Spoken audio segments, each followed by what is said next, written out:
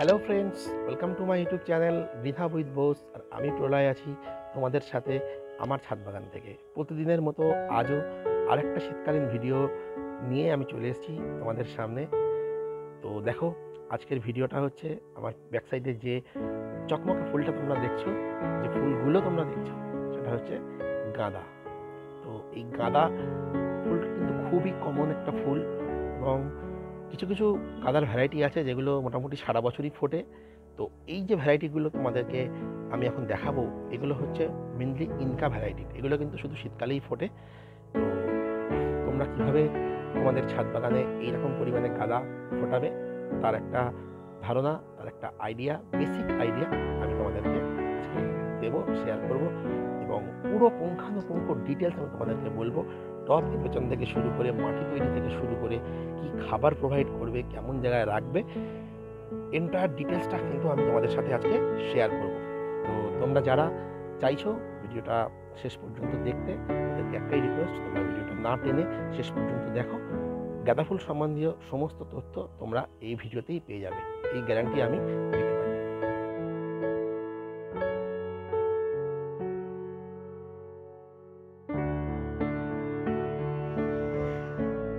তো দেখো, প্রতিটা ভিডিওতেই আমি একই কথা বলি যে তোমরা যখন চারাটা কিনবে তখন কিন্তু খুব ভালো করে দেখে বুঝে শুনে তারপরে কিন্তু চারাটা কিনবে। কারণ দেখো, একটা ভালো জাতের গাছে কিন্তু ভালো পরিমাণে ফুল দিতে পারে। একটা ভালো চারারই কিন্তু ক্ষমতা আছে তোমার ছাদ বাগানকে শোভায়িত করতে। তো সেই জন্য আমি প্রত্যেক দিনই, প্রত্যেক ভিডিওতেই চারা কেনার ব্যাপারটাতে একটু জোর দিই। তো এবারে আসি সঠিক মাপের টব নির্বাচন। দেখো, গাঁদা গাছ কিন্তু মোটামুটি 4 ইঞ্চি টব থেকে শুরু করে 10-12 ইঞ্চি পর্যন্ত যে কোনো টবই তুমি ব্যবহার করতে পারো এই গাছের জন্যে। সব টবেই কিন্তু গাছ মোটামুটি ভালোই হবে। কিন্তু তুমি যদি একটা গাছ থেকে প্রচুর পরিমাণে ফুল পেতে চাও এবং খুব ভালো পরিমাণে আউটকাম পেতে চাও, তাহলে কিন্তু অবশ্যই একটু বড় টব ব্যবহার করতে হবে। আমি এখানে 6 ইঞ্চি 8 ইঞ্চি এরকম টবই মূলত ব্যবহার করে থাকি। তো দেখো, এখানে টবের ড্রেনেজ সিস্টেমটা আমি কিভাবে তৈরি করছি। প্রথমে একটা খোলামকুচি দিয়ে নিলাম, তারপরে দিয়ে নিলাম কিছুটা স্টোন চিপ। এবারে কি করব, এই স্টোন চিপের ওপরে দেব কিছুটা বিল্ডিং স্যান্ড, অর্থাৎ যে বাড়ি তৈরি করার জন্য যে লাল বালি আমরা ব্যবহার করি, সেই লাল বালি দেব, এবং তারপর তার উপরে কিছুটা জল দিয়ে দেবো। দিলেই কিন্তু খুব ভালো মানের একটা ড্রেনেজ সিস্টেম তৈরি হয়ে যাবে এই টবে।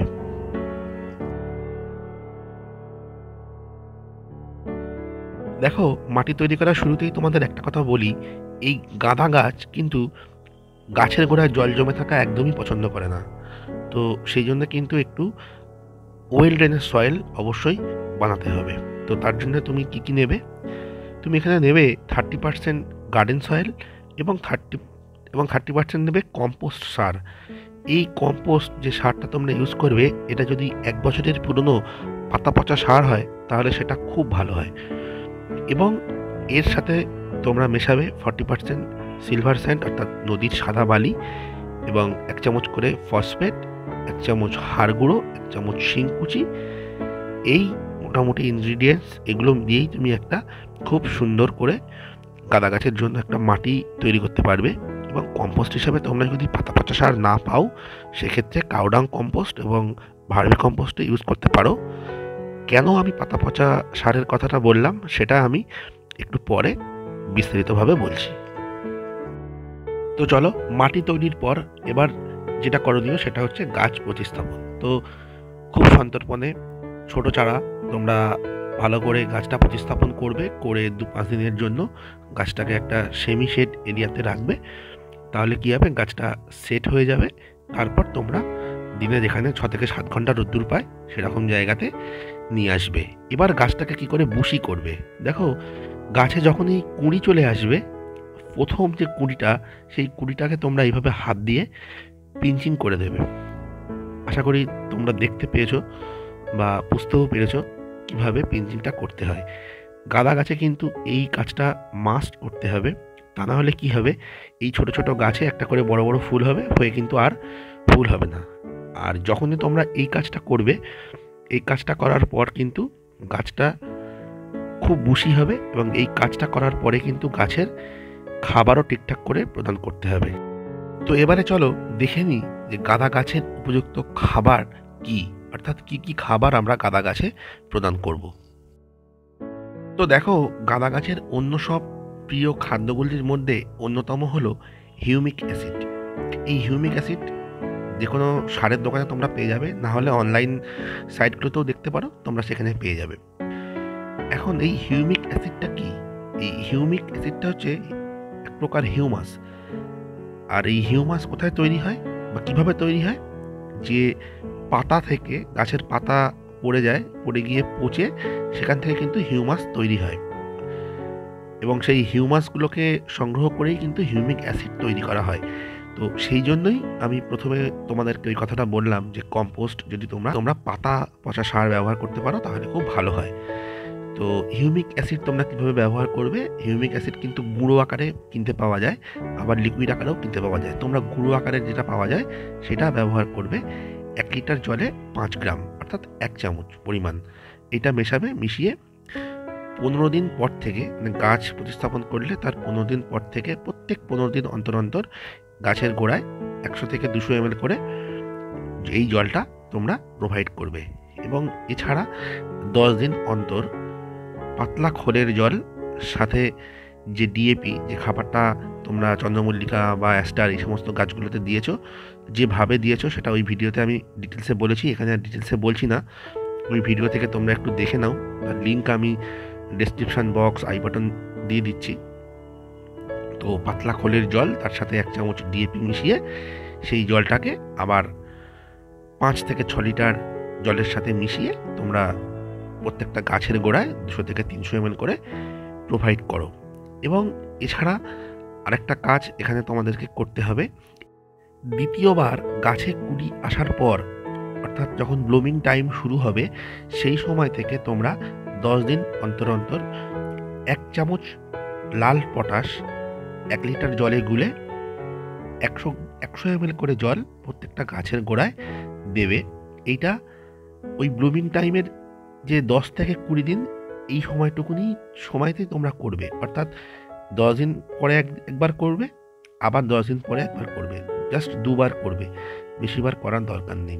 তাহলেই দেখবে তোমাদের গাছে হিউজ পরিমাণে ফুল ফুটবে।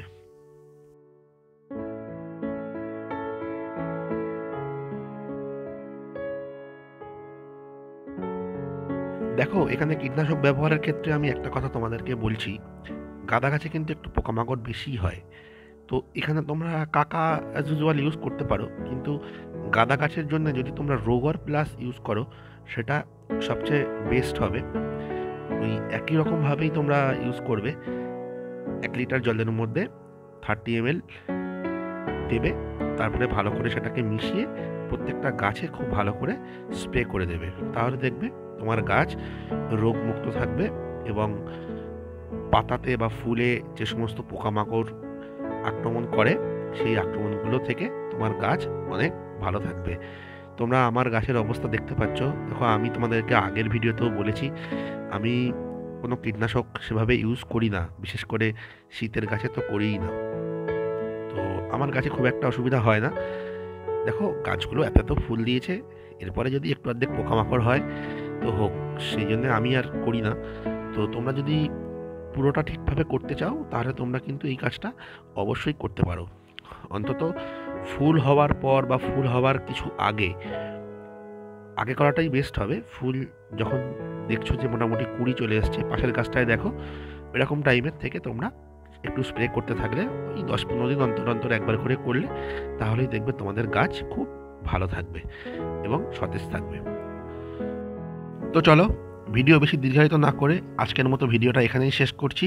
দেখা হবে পরের দিন অন্য কোনো ভিডিও নিয়ে, অন্য কোনো সময়। ততক্ষণ তোমরা সবাই খুব ভালো থাকো, সুস্থ থাকো, আর অবশ্যই নিজে বাঁচো আর সবুজকে বাঁচাও। Save green, grow green. Thank you.